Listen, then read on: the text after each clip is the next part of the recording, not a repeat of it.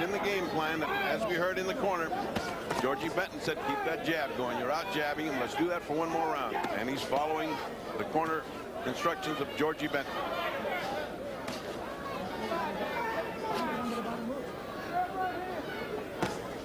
So far, we haven't seen any great offensive, aggressive behavior on the part of Buster Douglas. He has not been leading. He has been following so far, allowing Holyfield to do what he wants to do.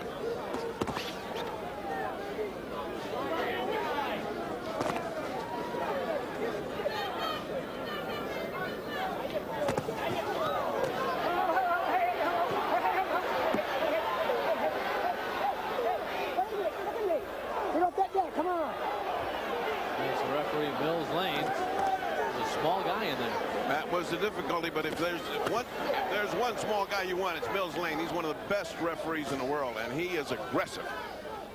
Right hand by Holyfield found the mark. He slipped a punch by Douglas and countered with a right hand.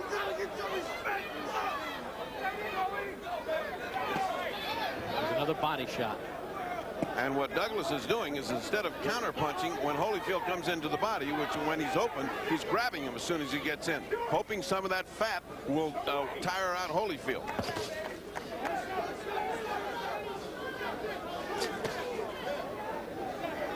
We hit the closing seconds of round number 2. Does it hold, Ferdy, that once you win the championship, you're 25% better? We'll find out. I don't know whoever thought of that figure. I just trust figures. But right now, nothing has happened with Buster to show that he was a better fighter than when he won the title from Tyson. Certainly not as good so far as when he won from Tyson. He has not gotten his jab working to this point, and Holyfield has gotten inside and used the jab as well. Get off that net. Come on. Fans reacting to Mills Lane's warning, but he sees Douglas holding at this point. That could cost him a point. And round number 2 is in the books. Let's follow James Buster Douglas as he heads back to his corner, trying to get things working. Starting to get loose now, okay? Come on. You're loosening up. Watch your hands up now. A little more combinations, all right? You got to stay on the ground. You are not on the ground. Get your butt on the ground. Right here. One more time. The 3 punch. Jab right hand, stick off. Right there. Right there. You got to put 3 and 4 punches. You know what I mean? There you go. All right. You feel yourself, champ? You got to feel yourself. Come on, we need some more combinations now. When you Concentrate, just move and go to that belly. Work with belly. You hit him with the right hand, come back with the left hook right into the belly. Don't stand still too long. Don't stay in one spot too long. Let's go, champ. And we get set for the start of round number 3. So far, Evander Holyfield has followed the blueprint. And you can see the difference in the corners, Bob. In the corner of Holyfield, it's all action and talk. They got a game plan. They're energetic in getting their guy going.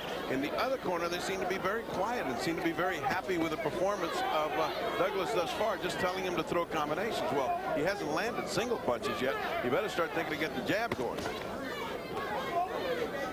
Holyfield talked about his corner. George Benton makes it. There's a good right hand by Douglas, his first meaningful punch in the fight. That's the first hard right hand he threw. It didn't land exactly flush because Holyfield was moving his head away from it. But at least he threw something hard, and which he didn't do in the first 2 rounds. Now he's trying to land hard punches. Last 2 or 3 have been hard. Again, at the hand in the back of the head of Holyfield. Mills Lane is not above. He's taking a point. You better watch that. That time by holding Holyfield. Right hand stuns Douglas. Caught him going in. He is not going to get up. There goes the heavyweight championship of the world. Mills Lane with the count. Holyfield has been named the heavyweight championship of the world. Evander Holyfield with a 3rd round knockout puts away Buster Douglas.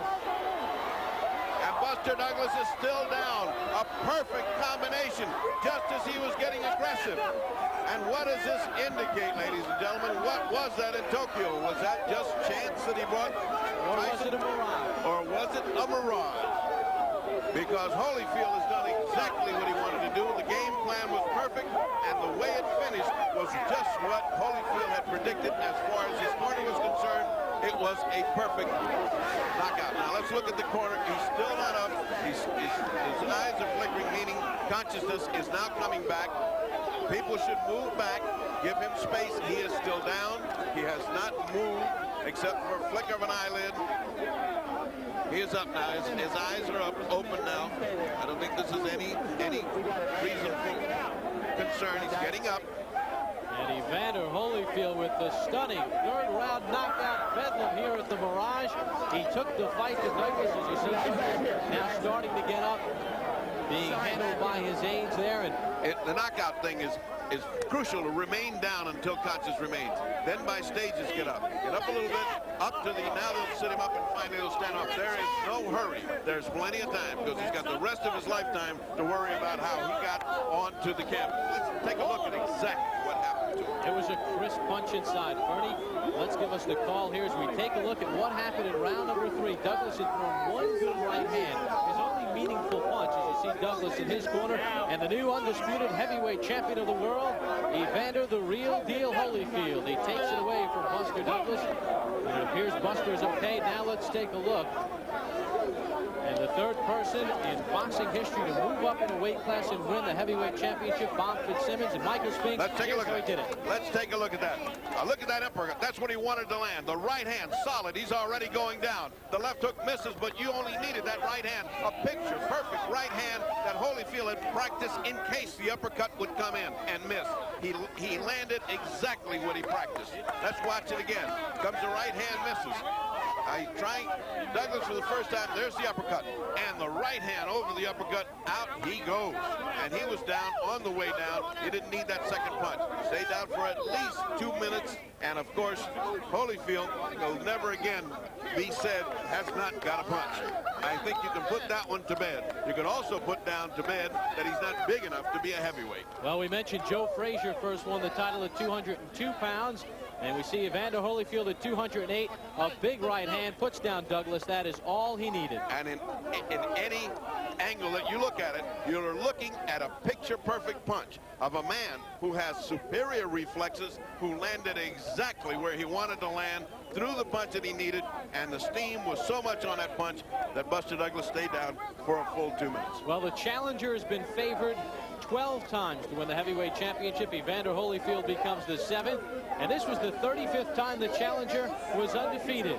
And for the 15th time, the challenger has won. Pernell Sweet Pea Whitaker, the undisputed lightweight champion with his former Olympic teammate, Evander the Real Deal Holyfield. Here's our ring announcer, Bob Falk. Ladies and gentlemen, the official time, 1 minute and 10 seconds of the 3rd round.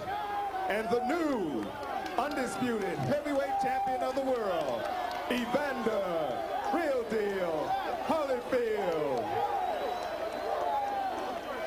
28-year-old Evander Holyfield out of Atlanta, Georgia, now 25-0 with 21 knockouts. From the opening bell, he took the fight to James Buster Douglas, just as he said he would do in our meetings with the two fighters this week, and he implements the game plan to a T. Evander Holyfield with the 3rd round knockout, and there is a very, very upset James Buster Douglas. He wore the heavyweight championship, being consoled right now by his corner.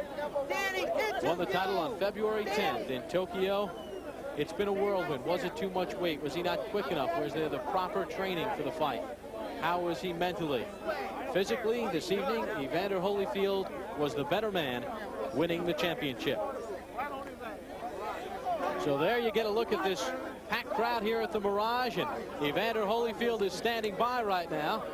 And Dr. Ferdy Pacheco is trying to get into the ring and get things set up. And right now, standing by with Evander Holyfield is Ferdy Pacheco. Ferdy? Congratulations. You practiced that right hand to land after that uppercut. You landed it picture perfect. One punch did it. First of all, I'd like to thank Christ for the victory and all them praying people out there that prayed for me. And, you know, just like being patient, God said you'll be rewarded for being patient. Well, you were certainly patient for those first 2 rounds. You dictated the action. You were waiting for your chance. Did you have any worry that he would come out and start throwing some bombs? Well, I didn't know what to anticipate. And I went out there, followed a game plan. My corner had me go out there and, you know, and said, use the jab, work everything off the jab, and things would happen. And that 3rd round came and everything just executed beautiful. Do you think you could put to sleep